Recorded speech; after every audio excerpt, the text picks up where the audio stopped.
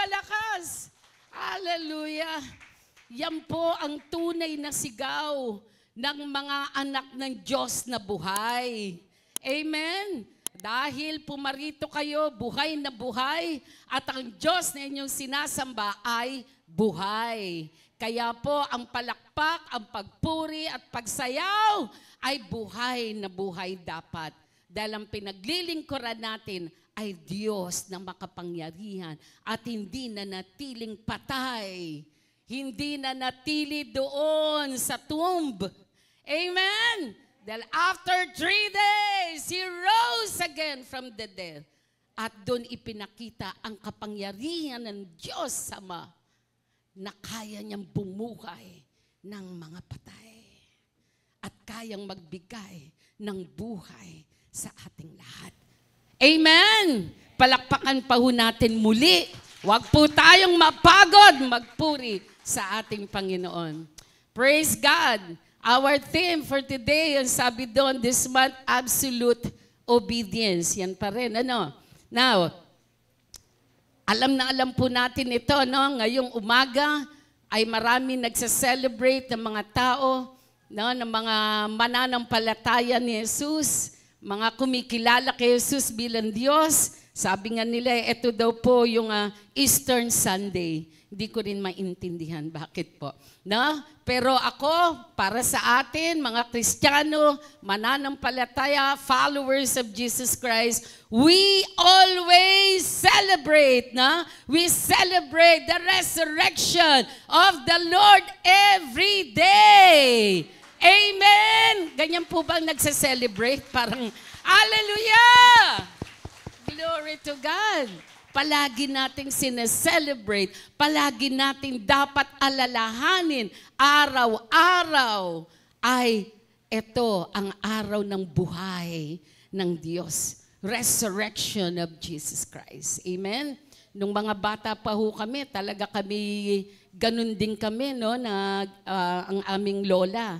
No, dahil kumpleto talaga kami sa lahat ng activities na yan. No? At purihin ng Diyos ngayong umagang ito, narito po tayo, nagkatipon-tipon, upang malaman natin ano ang tunay na mensahe ng resurrection of Jesus Christ. Are you ready? Amen? So sabi dito, the message of the resurrection. Ito ang mensahe ng pagkabuhay na magmuli. Hindi lamang or palagi nating napapanood, tama po ba? Sa TV, wala na tayong magawa, kundi ulit ang pinapanood natin. The Passion of Christ, the Son of God, Jesus the Nazareth. Lahat na yan, palagi nating pinapanood tuwing Holy Week lang. Amen? Tuwing Holy Week lang, and then kapag tapos ng Holy Week, ayan na, no? Kanya-kanya na, mga YouTube natin. Mga favorite na inaabangan nating teledrama o serye.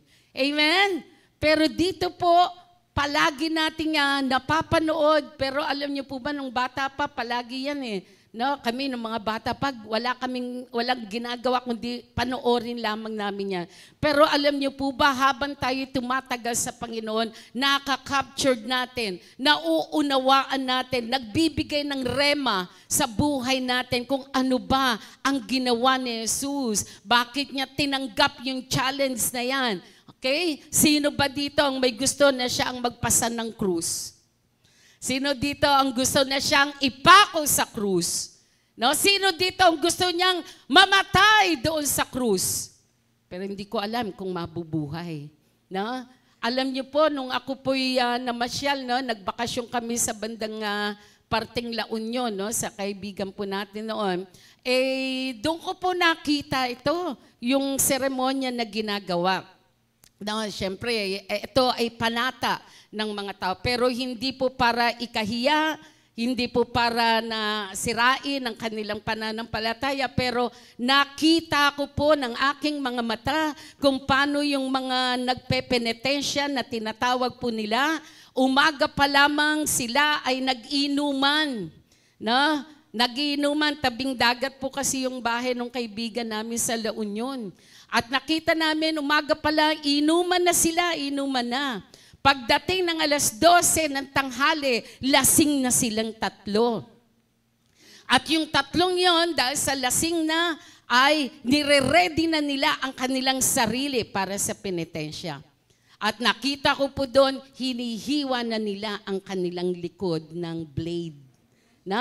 Dahil nga naman magpepenitensya sila, magpapalo-palo sa likod. At pagkatapos noon, maya-maya nag-practice na sila sa kanilang paglalakad. Yung pasuroy-suroy ba, patumba-tumba, kasi mga lasing na nga, lakad, tapos tutumba sila. Pinapractice pala yon. At pagdating ng alas 3 ng tanghali, naka-ready na, meron na silang pamalo at pinapalo na nila. Kaya nakita natin dugong-dugo yung likod. Dahil ganun pala ang kanilang ginagawa. Pero after that, balik ulit sa dati. Wala naman pong benepisyo na makukuha doon sa kanilang ginagawa.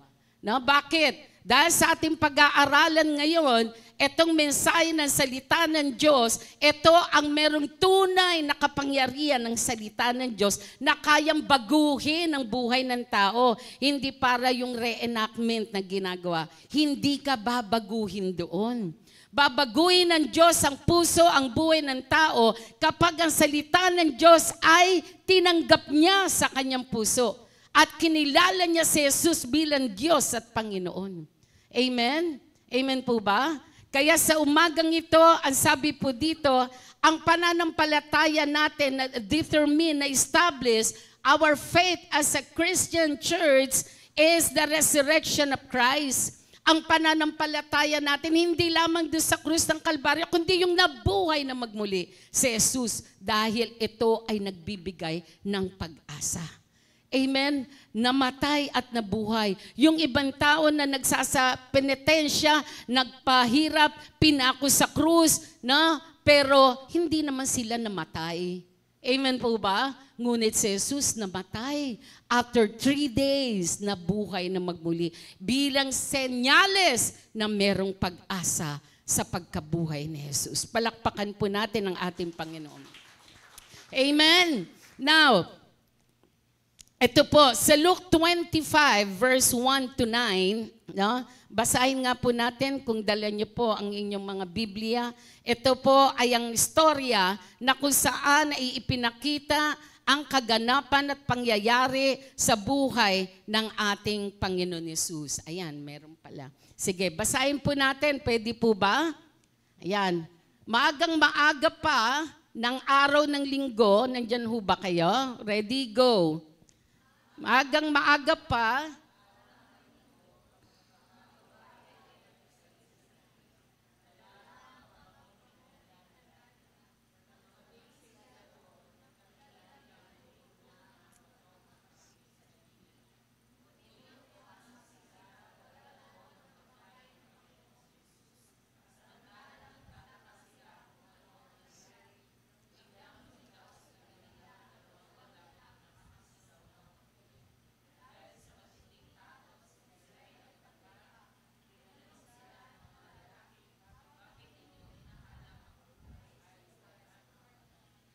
verse 6. Ready, go. Wala siya rito, siya'y muling nabuhay.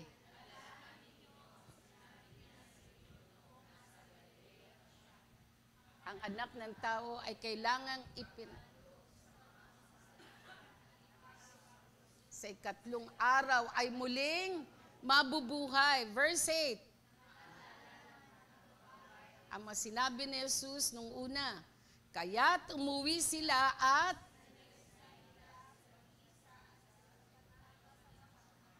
ayan, salamat po sa dalawang kabataan na nagbasa. Palakpakan po natin ng Panginoon. Hallelujah! Ito po yung mensahe ng Diyos. Ipinakita kung paanong pangyayari at kaganapan. Amen po ba? Na dito'y malinaw na yung mga babaeng yon, mananampalataya ni Jesucristo, nakita nila sa kanilang pagbalik doon sa libingan, ay wala na ang katawan ni Jesus. At tinanong sila ng lalaki at ng anghel, ano at sino ang inyong hinahanap? Wala na siya rito. No, siya ay nabuhay na magmuli. Amen?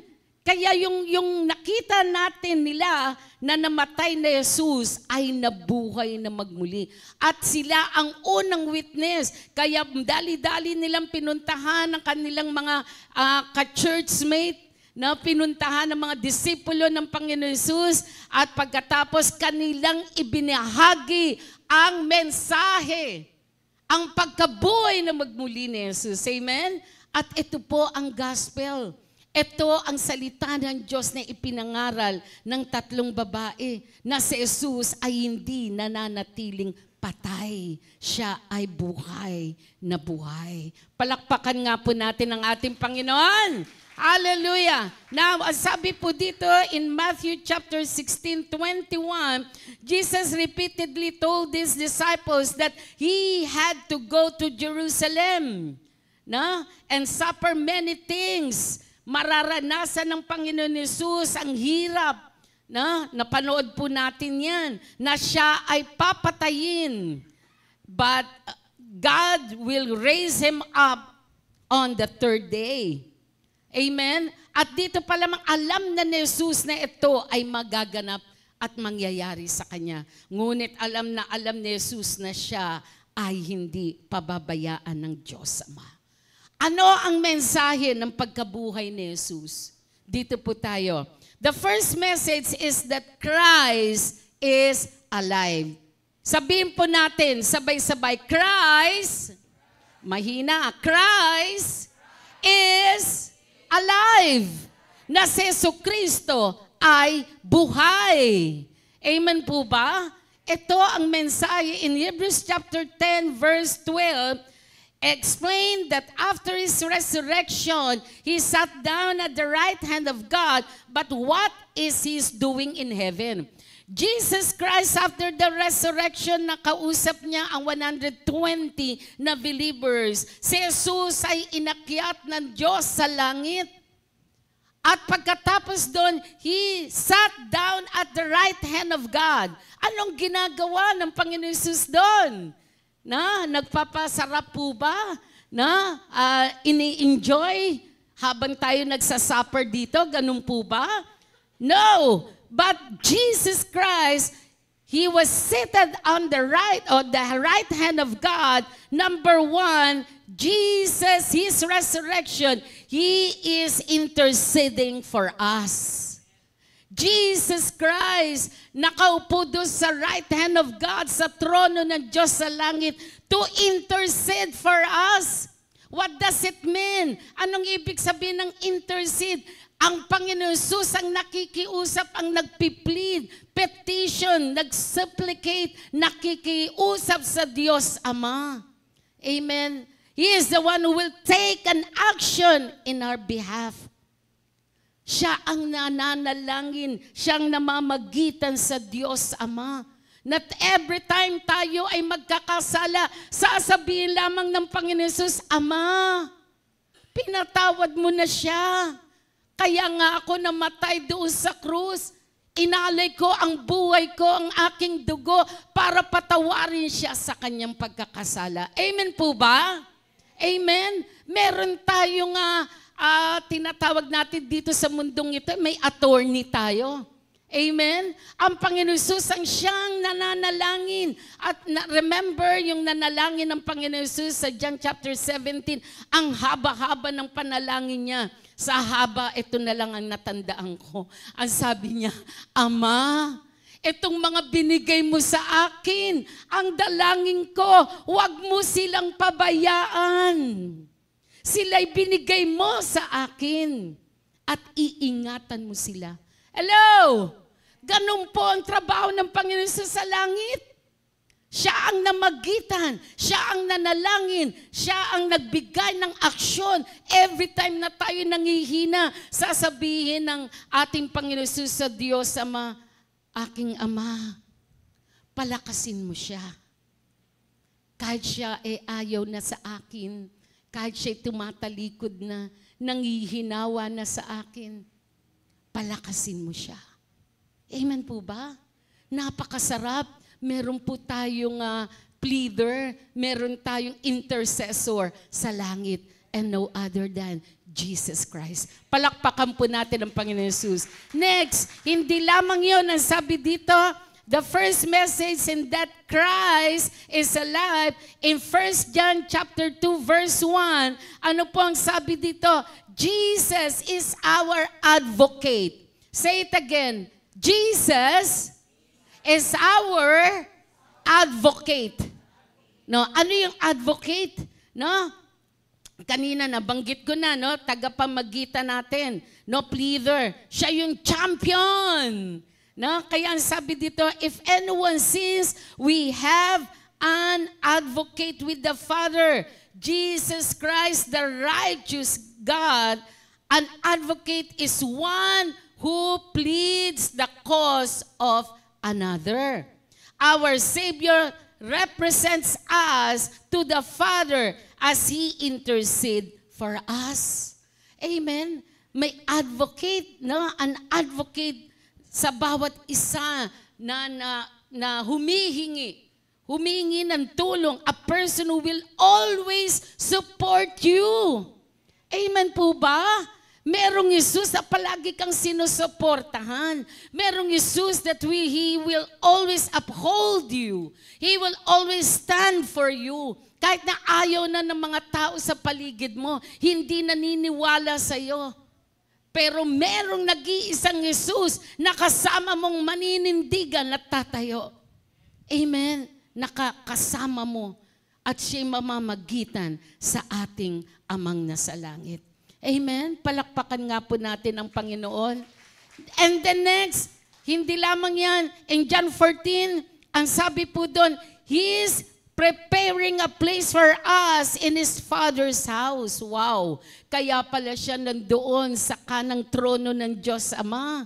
No, hindi lamang siya nakasiting pretty or nagkukuyakoy para panoorin lang tayo. Pero busy ang ating Panginoon Jesus, nagawaan tayo na sarili nating bahay. Sino dito ang walang pang sariling bahay? Ay, walang nagtaas ng kamay. Wow naman. Lahat sila. Alam niyo po ba, huwag kayong malungkot. Na? Yang bahay ninyo dyan, ay madali lang mawala. Na? Raw material, madaling masunog, madaling anayin, yung army ng anay, grabe yan. Pero alam niyo po ba, bakit ang tagal, no? Talagang ang galing ni Jesus Christ dito sa lupa, karpintero siya. Abay, pagdating rin pala sa langit, engineer din pala siya doon.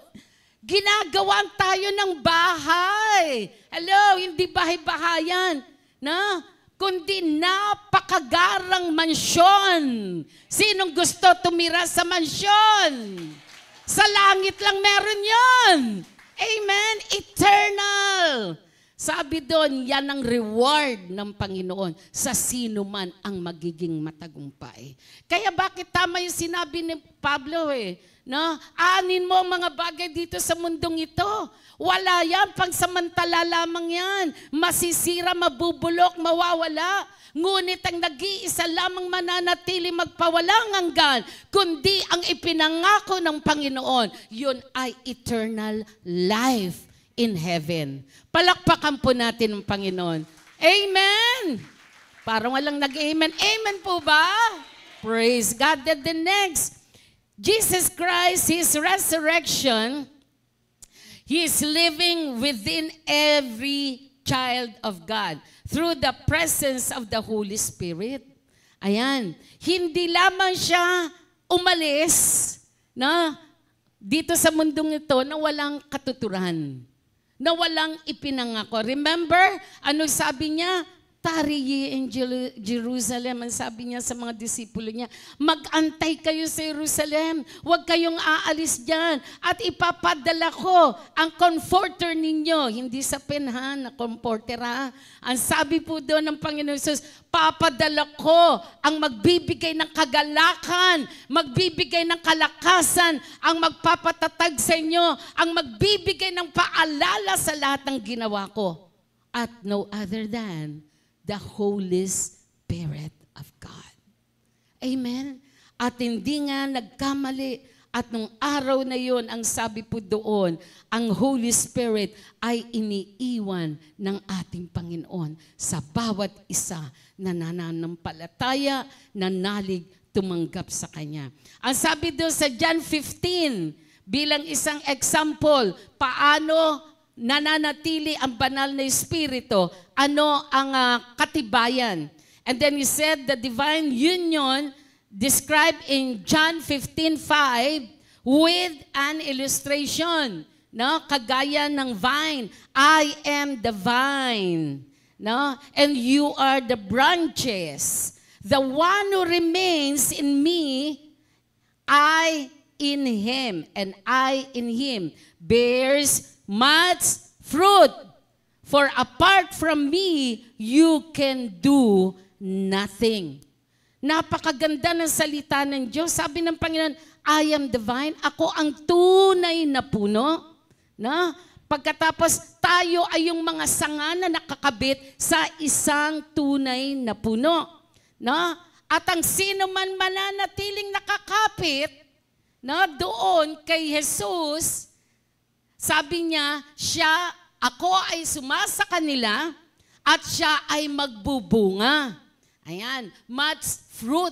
Ibig sabihin, ang lahat ng nakakapit na nanatili kay Jesus ay nagmamatured. Matured Christian. Tignan niyo po ang katabi niyo. Hindi yung mukha na matanda. Ibig sabihin, nagmamatured ang kanilang spiritual na pamumuhay. Bear much fruit. Meron po bang pagbabago sa buhay ng bawat isa? Amen po ba? Pumalakpak nga kay Jesus yung nagsabing amen. May pagbabago. Amen. And another, apart from me, you can do nothing. Kung hindi ka mananatiling kakapit kay Jesus, wala kang magagawa. No accomplishment. Walang katagumpayan sa buhay. Trabaho ng trabaho. No, sabi nga nila, yung kinikita parang nilalagay lang sa butas na buslo. No? Pero kung ikay mananatiling kumakapit kay Jesus, ang sabi doon, yes, you can do anything. Amen? Lahat ay kaya mong gawin because God said, I am with you. Nothing is impossible through Him. Palakpakan po natin ang Panginoon.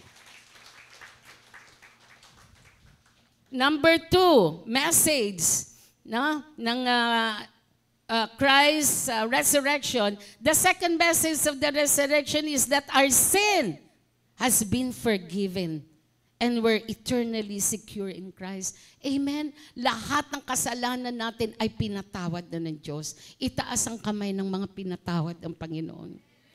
For we all had sinned and come short to the glory of God. Remember in Romans chapter 3, lahat nagkasala, walang matuwid, walang naganap sa katwiran ng Diyos. Nagkanya-kanya sila ng daanan nila. Naakala nila sa kanilang pagpunta sa bawat simbahan, sa bawat relihiyon, akala nila sila'y malilinis, akala nila sila'y maliligtas sa anumang grupo na to. No, but the Bible says, no one, walang sino man ang nakaabot sa pamantayan ng Diyos. Lahat ay nagkasala. Purihin po ang Panginoon in Romans chapter 6:23, for all have sinned. Lahat nagkasala at ang kabayaran ng kasalanan ay, pag nagkasala siya ay mamamatay. Remember what Jesus did? Wala siyang kasalanan, ngunit siya'y ginawang kasalanan. Ito ang lahat ng kasalanan ng lahat ng tao. Inako ng ating Panginoon Jesus. Doon sa krus ng Kalbaryo, tiniis niya. Sa halip na ikaw at ako ang ipakot parusahan sa krus at mamatay. Ngunit inako ng Panginoon Jesus. Remember in Gethsemane, nanalangin siya sa Ama, Father, aking Ama, kung pwede lang, wag nang dumaan sa akin ang saro na ito. Wag nang dumaan sa akin. Bakit nakikita na ni Jesus? Ang hirap na kanyang dadanasin. Ang sabi niya, but not my will, but let your will be done. Handang tanggapin ni Jesus. Ang lahat ng kasalanan natin, inako na lang niya. For the gift of God is eternal life. Kung ang kabayaran ng kasalanan ay kamatayan, ngunit ang kaloob naman ng Diyos ay buhay na walang hanggan. Palakpakan nga po natin ang Diyos. Hallelujah. Napakabuti po ba ng Diyos? Nakita niyo po ba yung lahat ng senaryo na gawa ng Panginoon Hesus? Ito ang mensahe ng resurrection of Christ. Nang sabi dito, bilang isang resulta, as a result, all who trust in Him as Savior are eternally secured. Siguradong ligtas ka, kapatid. Dahil nananatili ka kay Jesus. Huwag niyong paniwalaan yung mga nagsasabing ang lahat ng tumanggap na kay Jesus ay ligtas. Manatili ka para manatili ang kaligtasan mo. Amen po ba?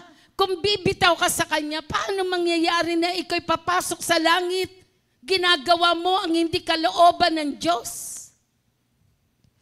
But we eternal, secure in Christ Jesus. Everything that the Father gives me will come to me. And the one who comes to me, sabi dito, I certainly will not cast out. Palakpakan nga po natin ang ating Panginoon. Yung malakas naman, if you are blessed. Amen. And then number 3, message of the resurrection is that believers will live forever. Ito yung pinaka-aasam-asam natin. Our blessed hope. Dito sa mundong ito, wala na tayong makakapitan na pag-aasahan mo. Tama po ba? Kahit kaibigan mo nga tatalikuran ka si Jesus Christ, di ba? Tignan mo sino to? Yung nagkanulo. Si Judas. No? Napakalapit sa puso ni Jesus, pero hinudas siya. Ipinagkanulo, ibinenta siya, no, sa mga saserdote ng 30 silver. Kahit kaibigan mo, kahit pangamal mo sa buhay, ay kaya kang talikuran, kaya kang tiisin. Pero ang nag-iisang Jesus na nangako sa ating lahat, sa kanyang pagkabuhay na ang sabi niya, in the believers will live forever. Mananatili kang buhay, mabubuhay, nakasama ang ating Panginoon Jesus. Bakit? Ano sabi ng John 3:16? Sabay-sabay po natin bigkasin. Ready, go!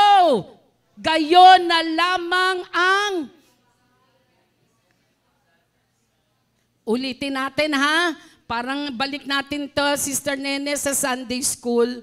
Pakitawag nga po yung mga children, mas memorize. Sabay-sabay! Sabihin natin sa Tagalog, John 3:16.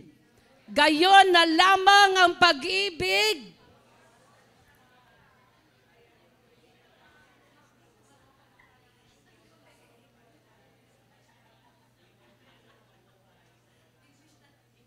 O, English daw. Sige nga. English. Ready? Go! For God so loved.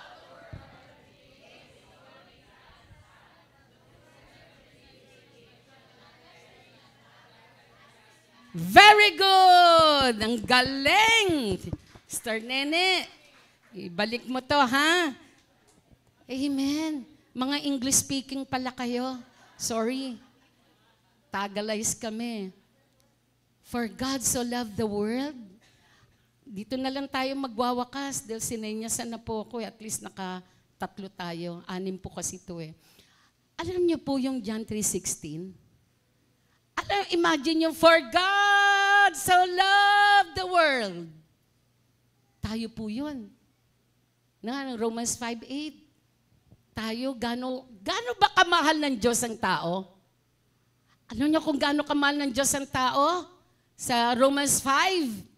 Bagamat tayo ay nagkakasala, pero ito ang Panginoon Jesus, ibinigay niya ang buhay niya para tayo ay patawarin. Habang tayo'y nagtatampisaw, nag-i-enjoy na disco-disco, party-party, inuman dito, inuman doon, na lahat tayo nag-i-enjoy sa kasalanan. Ngunit ang nag-iisang Jesus, nag-alay ng buhay. For God so loved the world that He gave, binigay niya si Jesus.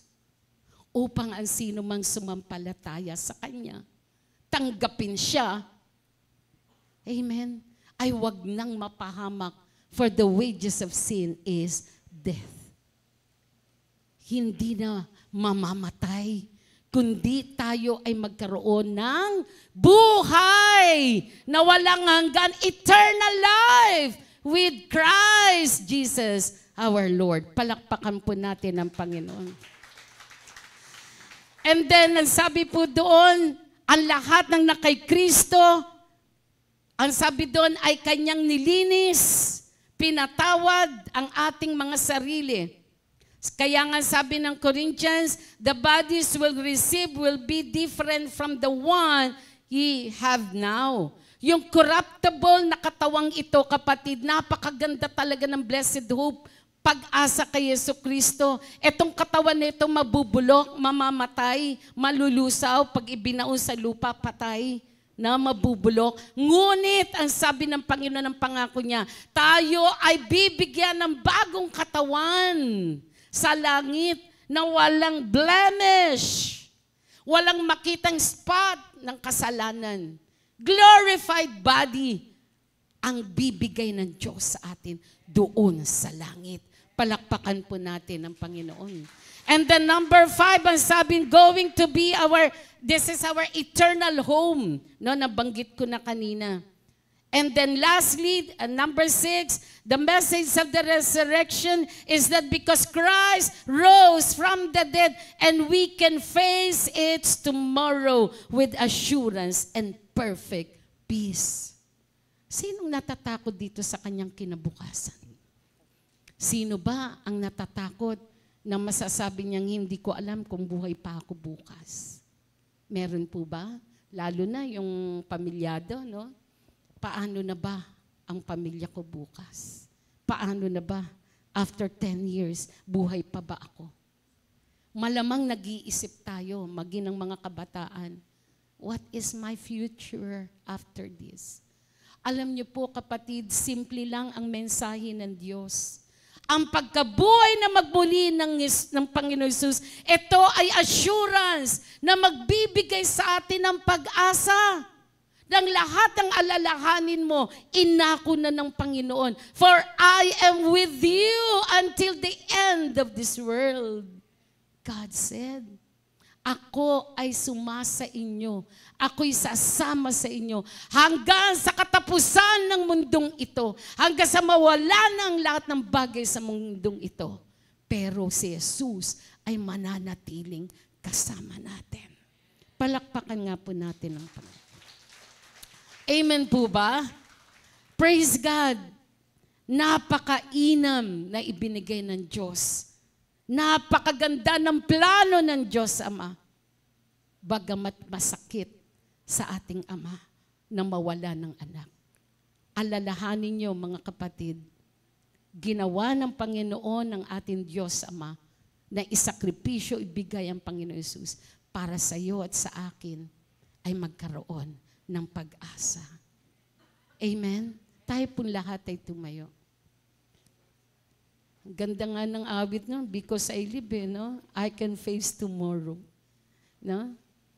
Pero ngayon, itong pagkabuhay ng Panginoon Jesus, always remember this. Ang krus ng Panginoon Jesus. No? Doon sa awitin natin. Namatay ang Panginoon Jesus. Pero merong unang nagsakripisyo. Ang ating Ama. Kaya niyang ginawa yon dahil yun lang ang natatanging paraan upang tayo'y maligtas, upang tayo'y mabuhay, upang tayo'y magkaroon ng pag-asa, upang tayo hindi na mag-alala huwag kang matakot dahil ang sapat na ang pagkabuhay ni Jesus sa krus ng Kalbaryo. Can we sing the song as we ready natin ang ating mga puso?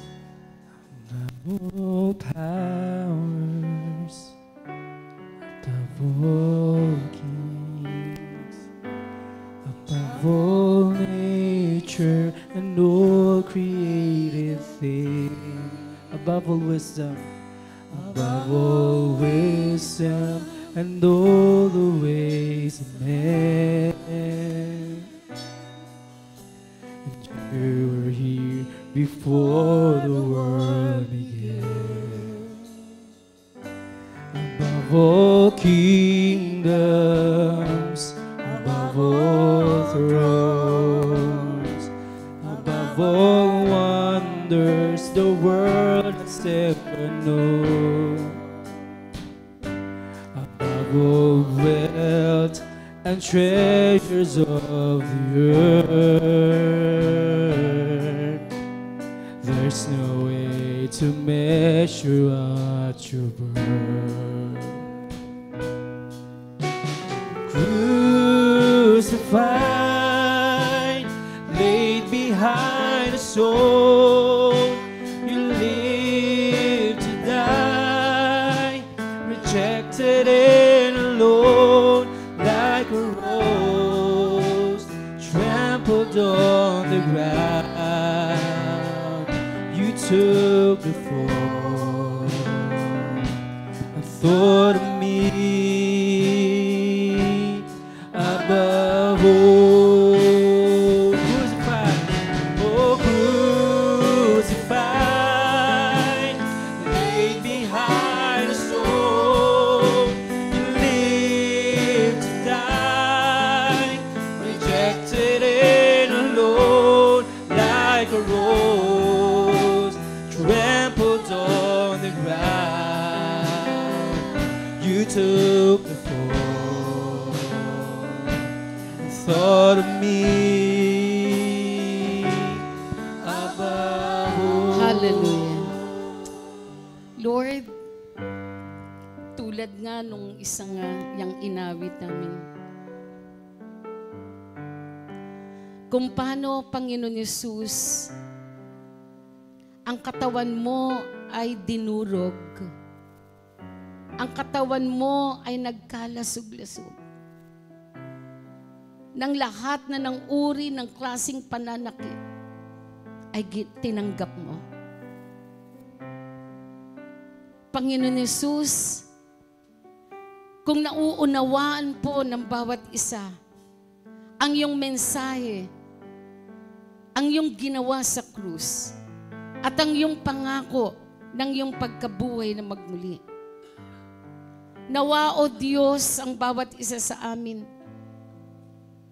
ay magkaroon po ng tunay na reflection, paggunita, pagsuko ng buhay sa iyo. Dahil hindi mo kami sinukuan. Kapatid, nung ikaw ay nasa gitna ng kahirapan, nang ikaw ay nasa gitna ng mga pagsubok, na ikaw ay halos sumuko, alalahanin mo ang ginawa ng Panginoon Jesus. He uphold you with His righteous right hand. Ibinango ka ng Panginoon. Nang ikaw'y nakalugmok, ibinango ka niyang muli. Pinalakas ka, pinatatag ka. At hindi lamang yon, binigyan ka niya ng pag-asa.